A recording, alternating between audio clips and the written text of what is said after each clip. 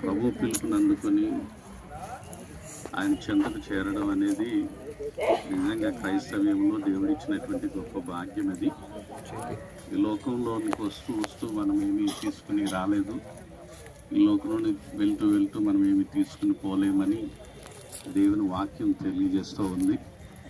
నిజంగా విడవబడినటువంటి కుటుంబానికి, బంధువులకి, శ్రేయోభిలాషులకి, రక్త సంబంధికులకి, సన్నిహితులకి, ముఖ్యంగా మరి భార్య బిడ్డలకు అది తీరని లోటు, వేదన కూడా.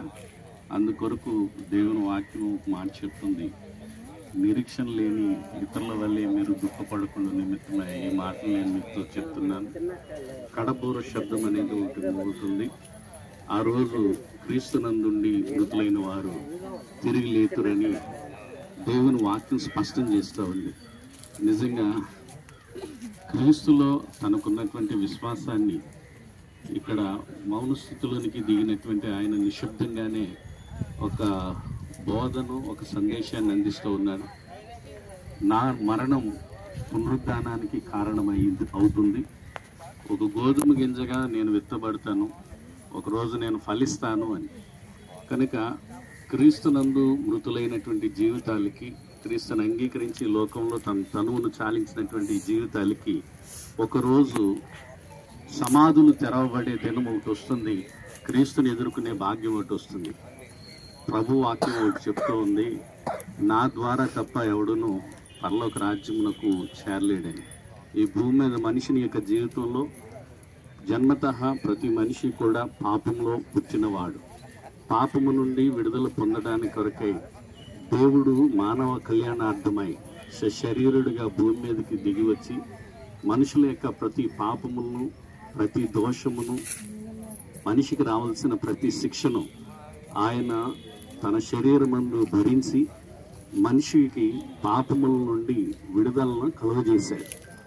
పాపము నుండి విడుదల కలుగ చేయబడడానికి యేసుక్రీస్తు ప్రభువారు ఏకైక నిదర్శనం. క్రీస్తు ప్రభువారు భూమి మీదకి వచ్చినప్పుడు మతాన్నో, వర్గాన్నో, జాతినో, కులమునో, ప్రాంతీయ తత్వాన్ని బట్టి ఆయన బోధన చేయలేదు. మనిషిని యొక్క జీవితం అయితే చాలు, ఆ మనిషి జీవితానికి విమోచనను అనుగ్రహించడానికి యేసుక్రీస్తు ప్రభువారు భూమి మీదకి వచ్చారు. తమ పాపముల నిమిత్తమై ప్రాయశ్చిత్తం పొందినవాడు ధన్యుడు అని దేవుని వాక్యం తెలియజేస్తూ ఉంది. మన అతిక్రమములను మోయగలిగినటువంటి వాడు, మన వ్యసనాల్ని భరించినటువంటి ఆయన నజరేయుడైనటువంటి యేసుక్రీస్తు ప్రభువారు.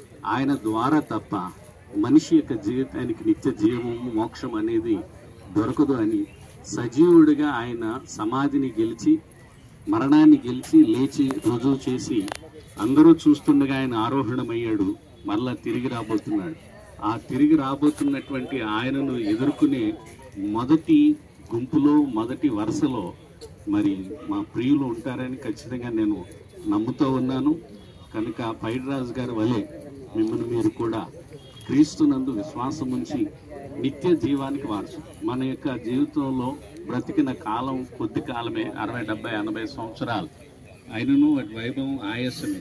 ఈ 60, 70, 80 సంవత్సరాల కాలంలో దేని కొరకు మన జీవితాల్లో ప్రయాసపడుతున్నామో ఒకసారి యోచించుకోవాల్సిన అవసరం ఉంది. మనిషి మట్టి నుండి తీయబడ్డాడు, మరలా మట్టికి వెళ్ళిపోతున్నాడు. కానీ ఆత్మ యుగయుగాలు జీవిస్తుంది. ఆ ఆత్మను గూర్చినటువంటి వివేచన మనం కలిగి ఎవరి ద్వారా మన ఆత్మకి రక్షణ, విమోచన, పాపక్షమాపణ కలుగుతుందో అధ్యయనం చేసుకుని అర్థం చేసుకోగలిగితే ఆయన ద్వారా నిత్య జీవం అనేది కలుగుతూ ఉంది. యేసుప్రభు అన్నాడు, పునరుద్ధానమును జీవమును నేనే అని అన్నాడు.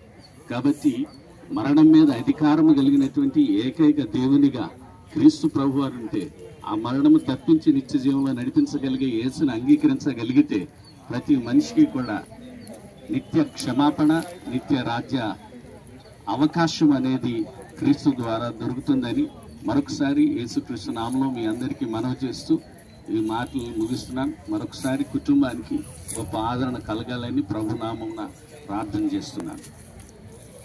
దేవునికి మహిమ కలుగును గాక.